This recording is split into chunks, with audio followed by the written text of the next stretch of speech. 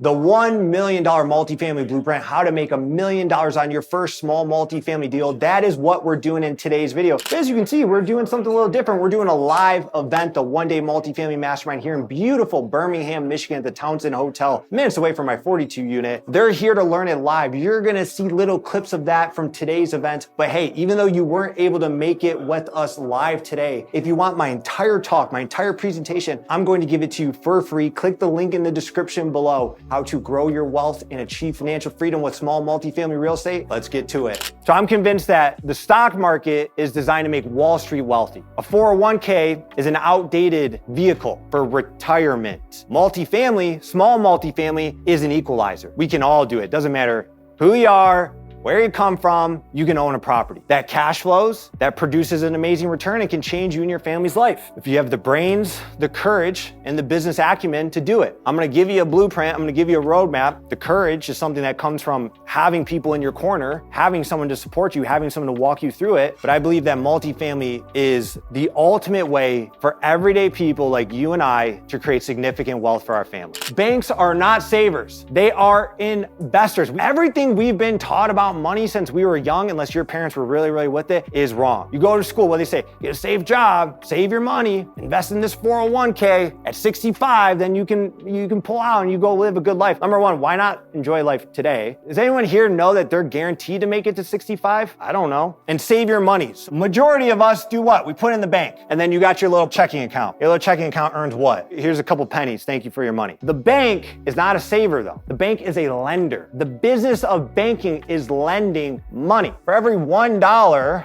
they can go out and lend up to $10. So every dollar you give them, they have the ability to go out and lend a multiple up to $10. So they're taking your money, your hard-earned money, and they lend it out. And they charge real estate investors, small business owners, the car loans, whatever, auto loans, they charge what? 6 to 7%. So they take your money, lend it out to people like me to go buy real estate. Well, what do we do with that money? We might buy $1 million asset. Let's say it's 10 units for $1 million.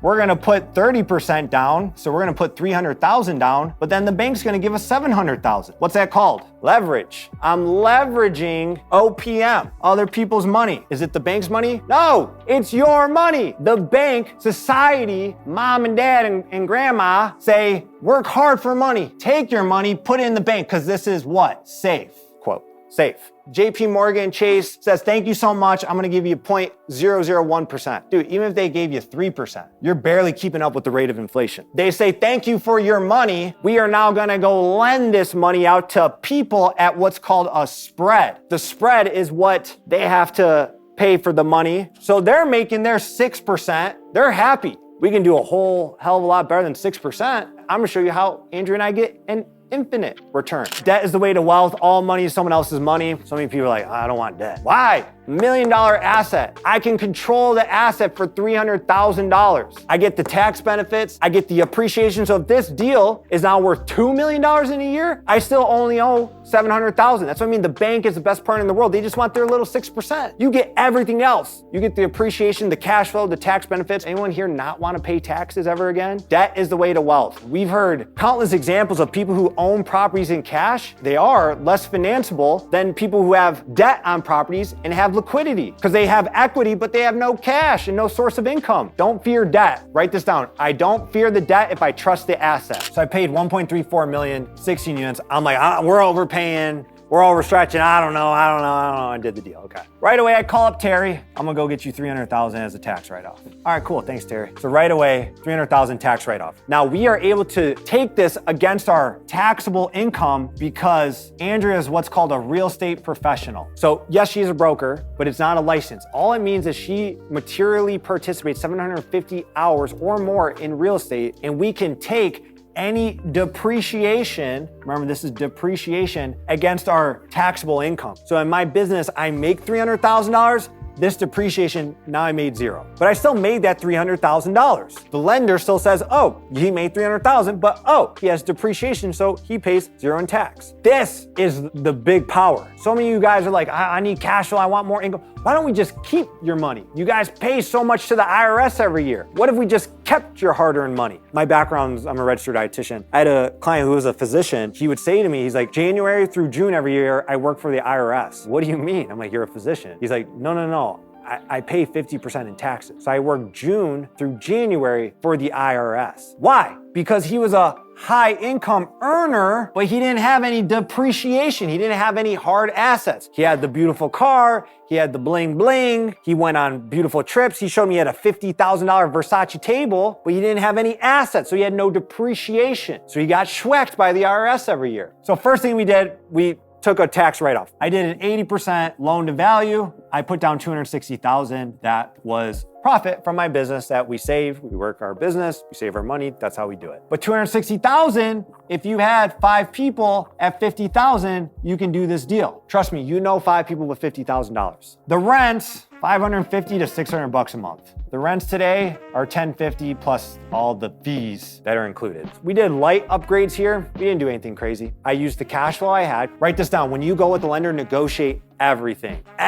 Negotiate everything. Hey, we'll give you 6 months interest only. No, I need 2 years. Hey, we'll give you 7%. No, I need a 6.5. Everything is negotiable to a degree. You got to fight for it though. So I had 2 years interest only. So all the cash flow, I'm just pumping it back into the property, fixing up whatever needs to be done. The NOI, when we took over, I think it was like 60,000. We took the NOI to 125,000. Write this down. If you want to buy multifamily, you live and die by the NOI. The building last year appraised for $1.9 million. What did I pay for it? I only paid $260. Good. I got a $300,000 tax write-off. I took a $1.3 million asset. I made it worth $1.9 million. I go back to the bank. I say, cash me out. Look at all this equity I created in my business. My business produces more income, NOI. All it is your income minus your expenses. Made my business more valuable. I have all this equity now. They're like, let's send an appraiser out. Okay, it appraised. We're gonna give you a 70% loan to value on this. Pays off the old loan. We end up taking $280,000 cash out. The difference between the old loan and the new loan.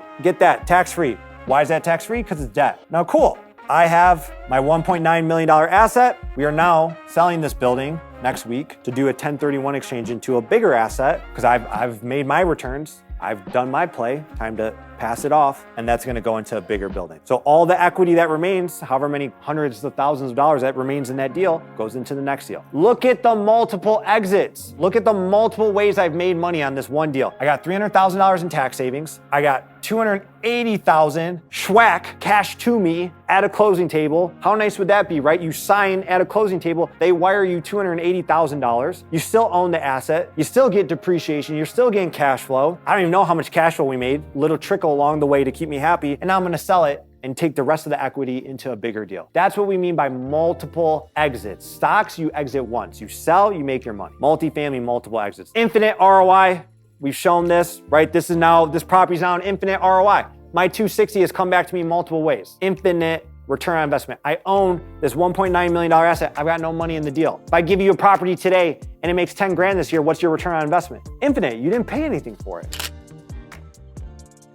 This is the type of knowledge and immersion you get by being around people that own 256 units. Tony puts out the blueprint. All you got to do is follow it. By you not coming, you're just hurting yourself. If you want to figure it out yourself, you're just prolonging it. These guys already been through it. It's about the power of proximity. And like Tony says all the time, right? The more hands you shake, the more money you make. If people don't know you, they can't flow you. They almost make it fail-proof. They started from the ground up.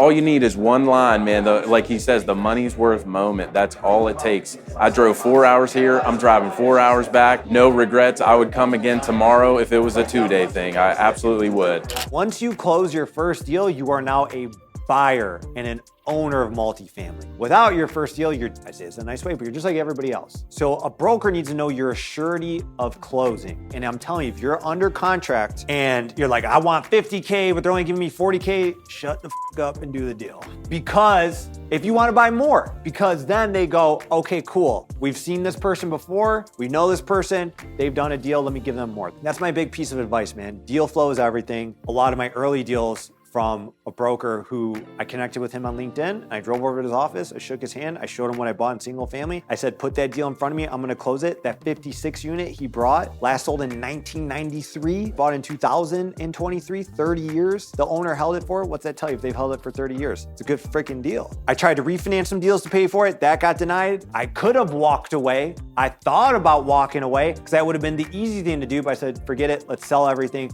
We did the deal. Guess what? He brought me my 42 unit and my 100 unit. Had I walked away from that deal, no way I have these. They're not gonna like shun you, like if you don't close on a deal, but you just move down the list. And what I say, there's far more people who wanna buy deals than there are deals available. So you need to move to the top of the list. That's how I quickly evaluate multifamily deals. So real quick, because people are like, oh, underwriting, dude, it's simple. So number of units times the rental amount, multiply by 12, because there's 12 months in a year. Then you're gonna take that 95%. Why 95%? Because they're always gonna ding you for a 5% vacancy factor. Even if you're 100% full, no one's ever late, no one ever misses a payment, any underwriter, any bank's gonna slap on a 5% vacancy factor. That gives you your gross rental income, less your expenses, your taxes, your insurance, your repairs and maintenance, your utilities. That equals your NOI. This is like quick and dirty underwriting of how you can rapidly evaluate deals at speed. Number of units times how much they rent for. So if you have 10 units renting for $1,000, 10 times 1,000, 12 months in a year, you're gonna take 95% of that because they're gonna slap on always a 5% vacancy equals your gross rental income minus your expenses. That's your NOI. NOI divided by your cap rate, that's your value. NOI, make sure you guys write this down, divided by cap rate, this is your valuation. The magic formula, every $1 of new NOI divided by the cap rate equals your valuation change. So pull out your calculators because you're gonna do this. So if I have a 6% cap rate, so $1 divided by a 0.06% cap rate, every dollar I can increase a property on a 6% cap rate is worth $16.66 in valuation. This is all you need to know. So you're looking for creative ways to increase the NOI. And what's NOI? Income minus expenses. So if I lower expenses, does it increase NOI? Yeah. So when people are like, well, don't I just have to upgrade? Maybe you just got to cut expenses. Like my wife on the 100 unit, they were paying $20,000 for landscape. She cut it down to $7,000. That's $13,000 in NOI. So $13,000, that's annual divided by a 6% cap rate. That's $216,000 in valuation right there by schwacking a bill. The big management company who owned it before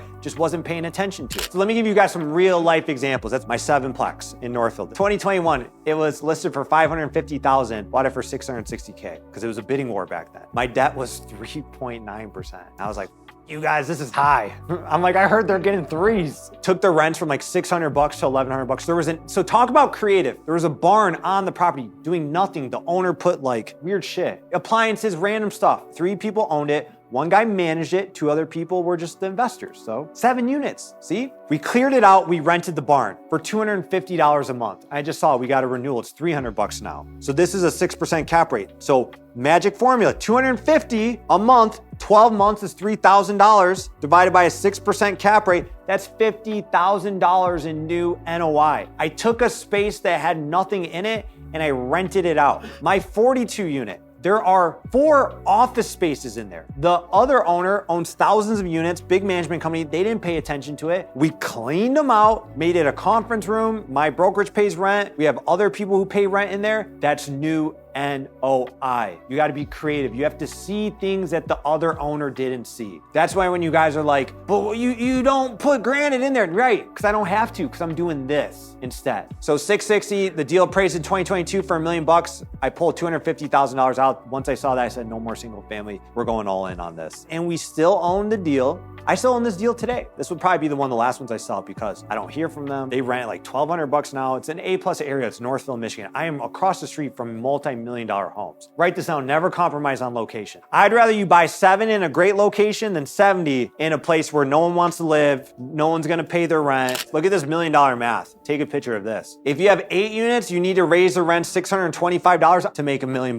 That's kind of hard to find, right? Something that has $625 upside. 16 units, $313 makes you $1 million. 32 units, only $157. That's pretty doable. 56 units, you just need to find $90 of rental increases to make $1 million. 100 units, $50. $50, they don't even feel it. They're like, all right, yeah, that's just like inflation going up. So that's why there is power to scale. There is power in number of units. And I'm gonna be straight honest with you. It's easier to manage 56 units than it was to manage 8. This is the only country in the world where you can get denied renting an apartment building and come back and own the building. Because that 56 unit, when I was 18 years old, I tried to leave home. I was a personal trainer making $6 a session in Warren, Michigan. There's an LA Fitness at 12 Mile and Mound. I tried to rent a studio apartment. It's $500 a month.